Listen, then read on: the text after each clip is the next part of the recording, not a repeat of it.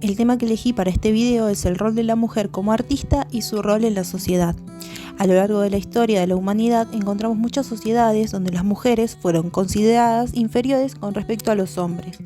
En gran parte de las sociedades tradicionales, su educación se limitaba a aprender habilidades domésticas y se encontraban subordinadas a la autoridad de sus padres primero y de sus maridos después. A partir de la segunda mitad del siglo XIX se reforzó el ideal femenino de la mujer como reina del hogar. La maternidad era reivindicada como la función femenina por excelencia, pero dejando en claro que esto no tenía nada que ver con el disfrute de la sexualidad. Durante el siglo XX la mujer ocupó nuevos espacios como el cine, el teatro, clubes sociales. En el ámbito laboral incrementó su ingreso como fuerza obrera y trabajos que eran una extensión de las actividades domésticas. En Argentina, a principios del siglo XX, la mujer no era considerada ciudadana, es decir, poseedora de derechos políticos. Recién en septiembre de 1947, durante la presidencia de Juan Domingo Perón y por iniciativa de Eva Perón, se dictó la Ley 13.010 que concedía a la mujer derechos políticos, convirtiéndolas en sujetos capaces de ser electoras y elegidas, consiguiendo igualdad de derechos. La disciplina de la historia del arte como estudio formalizado construyó una narrativa del arte sin mujeres, donde se hace hincapié en la imagen del artista exclusivamente masculino, eurocéntrico, norteamericano, blanco y heterosexual. Durante el siglo XX hubo un avance en el movimiento feminista y la lucha de los derechos de las mujeres. Pero en el caso de estas artistas no sabemos bien si se analiza su arte a fondo o si es el interés, su vida privada, su sexualidad, su tragedia o la enfermedad. Son famosas por sus vínculos amorosos o por sus obras. Por ejemplo, hasta el 2018, de las 1.627 obras expuestas en el Museo del Prado, solo 6 llevaban firma femenina. Nora Borges fue una artista argentina que en sus viajes a Suiza conoce todo el movimiento expresionista alemán, a grandes grabadores y xilógrafos, y va creando una estética personal centralizada en el ambiente de su infancia. Hay poca obra de ella que tenga una referencia internacional. Siempre se basó en la memoria para realizar sus obras. Añade también López Anaya, que por los colores que utiliza, su paleta parece derivar de los frescos y los temples de Fra Angelico. Perteneciente al periodo de figuración y retorno al orden, la vuelta al orden es un movimiento que se refiere al orden clásico, es el péndulo volviendo hacia el arte clásico. Este movimiento se da cuando está terminando la Primera Guerra Mundial. Se suele ubicar entre los años 1918 y 1936.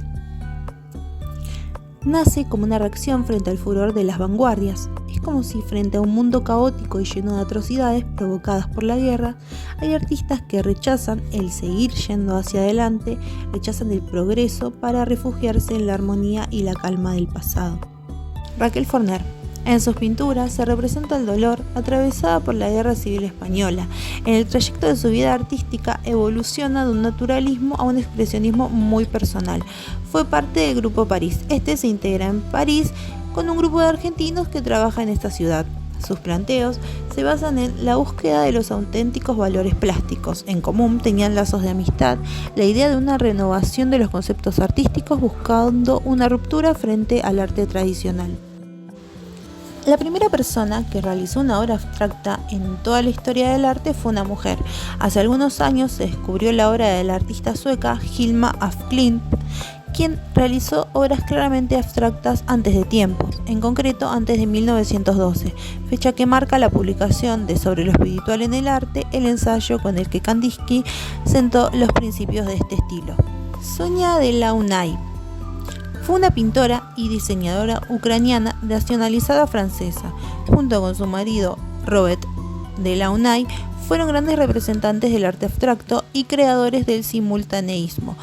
Pero Sonia se salió de las bellas artes y aplicó esta corriente en otras disciplinas como el diseño de moda, de libros, de tejidos y de coches.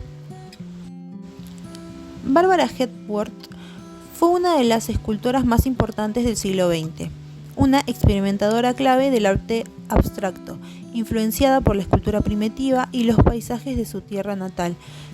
Desarrolló un lenguaje escultórico fascinante mediante la simplificación de las formas. Susan Duchamp fue una pintora dadaísta, El dadaísmo fue una corriente opositora al arte tradicional, no solo de la pintura o de la escultura, también se opuso a la literatura y a la poesía.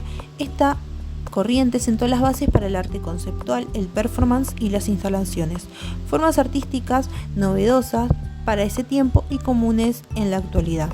Fue la hermana de Marcel Duchamp. Suzanne afrontó varios obstáculos para desarrollarse como artista. No obstante, gracias a su hermano, pudo superarlos y obtener el debido reconocimiento como pintora. Su trabajo es la expresión pura del dadaísmo, pintura, collage y poesía, siempre presentes en sus obras, que presentó Olga López en las muestras del movimiento informalista, se basaban en una materialidad de variadas calidades, con contrastes entre opacidad y brillantez, todo unido a una tonalidad de registros extremos bajos. Fue una artista argentina. Por último, quería nombrar a la escuela de la Bauhaus, fundada en Alemania a principios del siglo XX.